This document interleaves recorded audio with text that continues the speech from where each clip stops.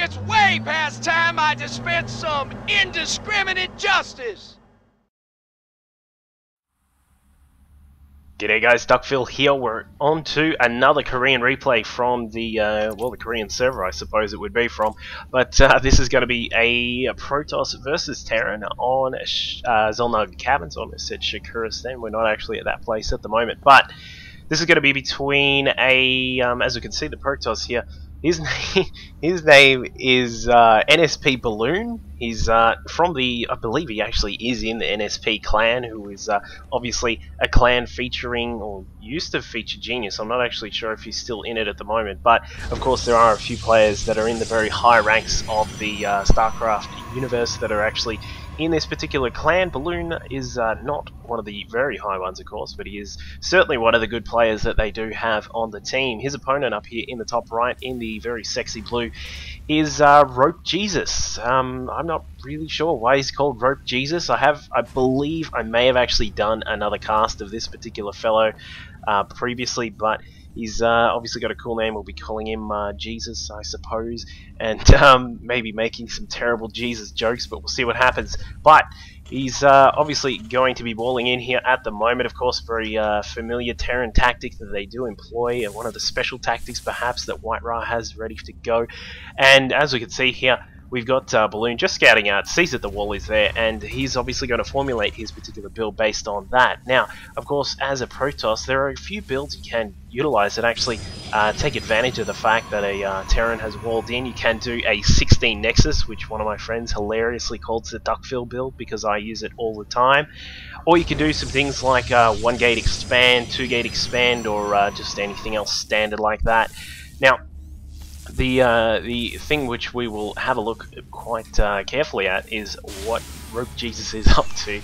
He's morphing in the orbital command. Once again, we're still unsure why it's morphing in. I'm pretty sure it's upgrading, but I don't know, it's not my game. I didn't design it. Someone give me Dustin Browder's number and I'll give him a call.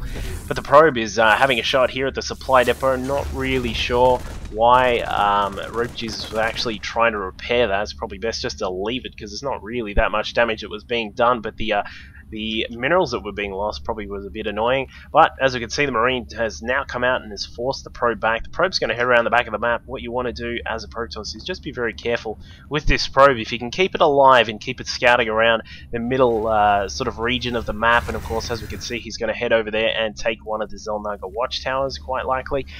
You can actually use that probe later on in the game to warp in some extra units up the back with a hidden pylon, so it's always a good tactic. Now, second assimilator has not been taken here by Balloon, so it does look as if he's going to do some sort of early expansion. He is chrono boosting that stalker out to make sure that the SCV doesn't stick around too long, and now that we see the stalker is out, the SCV is going to have to get the hell out of there. But the initial scouting probe has actually come down, right down to the natural of the map, puts down that Nexus straight away, so we are going to have a very quick expansion here. This is a very cool economic build from Balloon, of course. A lot of the time you see this when you can, as we mentioned, is when you can see a Terran is actually just walling in.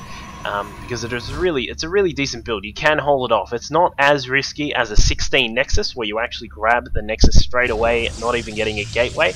But it's still very, very economical, and to some extent, some people also call it an eco cheese because you are getting that Nexus straight away. But as you can see, the response from Jesus is actually, well, he's getting up a lot of racks. So he's got 4 racks up. Of course, you do need sort of around about 3 to 4 racks if you are going to expand pretty quickly. And as we did see, he is actually getting that command center up, morphing it into an orbital command straight away. Now he's going to need to be a little bit careful. Perhaps he doesn't know exactly what is going on, although as we can see now, the SCV has gotten inside. The stalker's going to try and deny it, but it looks as if SCV will see the 2 gates that were there. Didn't see the 3rd that was warping in, but he is going to be quite ready for that particular build, of course. Now, as the Terran, couple of things you can do, of course, which we may see here from RopeJesus, were to just absolutely slam out a whole bunch of Marines and start storming through your opponent's natural expansion, which is a little bit, as we said, it's a little bit harder to defend than a normal sort of expansion after a couple of gates and a robo, something to that effect. So we will see here that a couple of Marines are deciding to run down the map here. We'll have a look at where the waypoints are for these Marines. No, we won't. It won't give me the waypoint, but it looks as if a couple of Stalkers are trying to pull off a quick attack here on these Marines that were coming through. 7 Stalkers are out now, so they may cause a little bit of damage. This is what is a really good tactic to do against a Terran when you've done a really fast expand, is to put some pressure on. So you send in some Stalkers, send in a couple of Zealots if you can. Being very careful with his Stalkers here. That's actually beautiful work there by Balloon. He's doing a great job microing those. Only lost 1 Stalker, 2 Stalkers now, to a grand total of something like, I think that was about 5 or 6 Marines. So that's a brilliant little job there by Balloon. So he's very much protecting the expansion. That's, as I mentioned before, this is what this is all about, is actually protecting this expansion from coming up and getting safely executed. Now, as you can see, some Marines are going to be picked off again. Some more brilliant micro there, pulling back one of the Hurt Stalkers. The second Hurt Stalker is being pulled back. Nice little micro there to snipe out that bunker, which was attempting to be built. And it looks as if this command center is going to be under siege now from these Stalkers, which are just out of range of the bunker, but he does move inside, decides that the bunker is a better target, and once again doing some great micro here, sniping off Marines. Of course, it does only take 3 shots, 3 Stalkers to shoot at a Marine for the Marine to die instantly.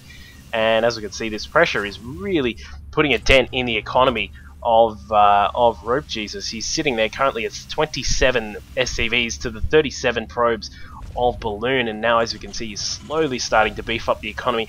Ironically, he's still sitting way ahead because of the mules, of course, providing a lot of extra income from their bonus that they pull off when they go to the mineral patches. But it's coming in, sniping off some more of the SCVs. The Marines are going to be way too many for these Stalkers to take care of unless he does some decent micro, and it looks as if he is going to be very careful with these Stalkers, pulling some of them back, getting in trouble with a few of them. There are only 7 of them left. He's probably going to be able to warp in a few more.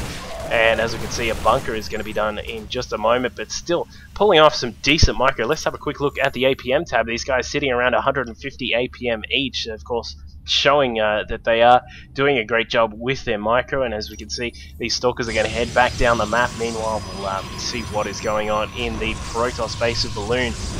Got a few more gates going up. We got 2 here, so that means we're going to have a total of 5 gates, plus the robotics facility is done. Robotics bay is morphing in, warping in. I don't know, we'll call everything morphing because apparently the buildings morph as well, unless they're Zerg. Armor is on the way as well. Of course, you really want to grab +1 to armor at the start of the game. It really helps to nullify the damage of the Marines. And as you can see here, another attack has commenced. Guardian shield going up. And of course, as we mentioned with armor, it really sort of stops the attack damage of the Marines, and especially when you have Guardian Shield up. Of course, he doesn't have the +1 armor just yet, but he's still going to be able to snipe away some of these units here. The Marines and the SCVs have come out to play, and they are going to take out this proxy pylon, which will definitely stop the early attacks here from Balloon. But Balloon, effectively, if you consider how this is sitting, he's done the damage he needed to do. He's got a great economy up, he's got his 2 gas, so he's going to be able to pump out whatever units he wants. He's got a Colossus on the way, and then the, as we said, the +1 armor will be done shortly.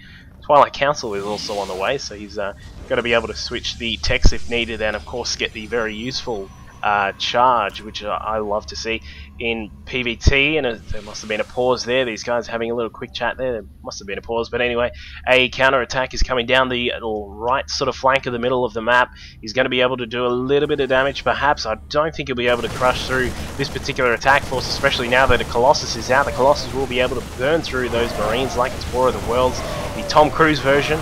And as we can see, Marines going down a great deal. The Colossus is almost dead. He's going to need to be careful with the Colossus. Keeps it alive, takes out the Marines, and that is that's an easy victory there for Balloon. Now, if we have a quick look at what is coming out here, we've got the extended thermal lance, we've got another Colossus, we've got +1 to weapons. Balloon's sitting in a brilliant position at the moment. Of course, he's as long as he stays on top of his macro and keeps ahead in that facet of the game, he's going to be doing a great job. Interesting to note, I don't think I actually picked it up before, but what's his name? Jesus.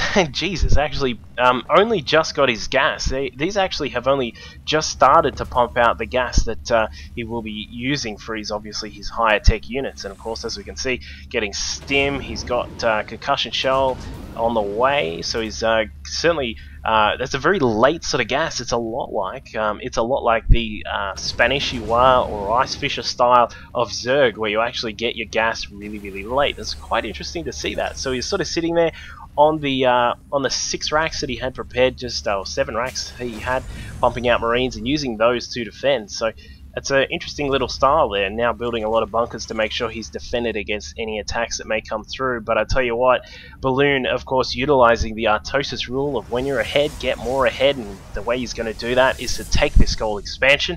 If he can get this up and running here, he will be in a fantastic position. Speaking of fantastic positioning, look at these pylons around the map. He's going to be able to spot any drop medevacs that come through the side of the map. We've got one up here. We've got one at the 3rd base as well, along with another one attempting to warp in here at the gold expansion. I'll be very surprised if that stays up for long. But pylons everywhere is a beautiful little tactic that Balloon is utilizing there, making sure, of course, as we mentioned, that you can spot any sorts of units that are attempting to come through the sides of the map. And of course it means that you can warp in your extra backup units and a little bit closer position to where they normally would be. A little strike force coming out from Jesus to snipe out this pylon, does take it down quite easily. Of course, the pylon has no guns on it, so it wasn't able to fight back.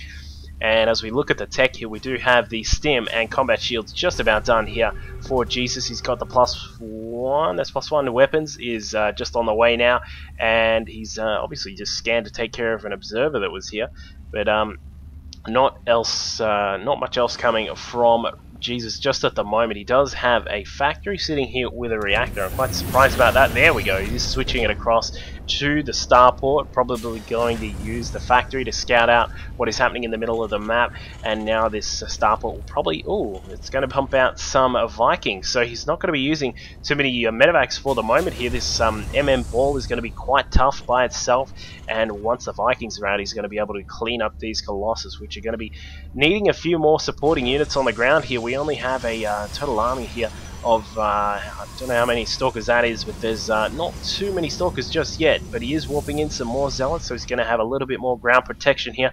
And as we can see here, this Terran ball is now starting to move out. He doesn't have much map vision, so he is going to try and take out those probes that are sitting on the Xel'Naga watchtowers, but he's going to come with a little bit of a problem here. He does have some force fields at the back, brilliant force fields there by Balloon, only utilizing 3, putting them in a beautiful position there, making sure that he was able to capture those little units that were there and burn them away with the Colossus. The factory in a bit of trouble here. This guy took the wrong turn. He's going to come down and probably fall down into the caverns there. There's probably a heap of scary stuff down the bottom.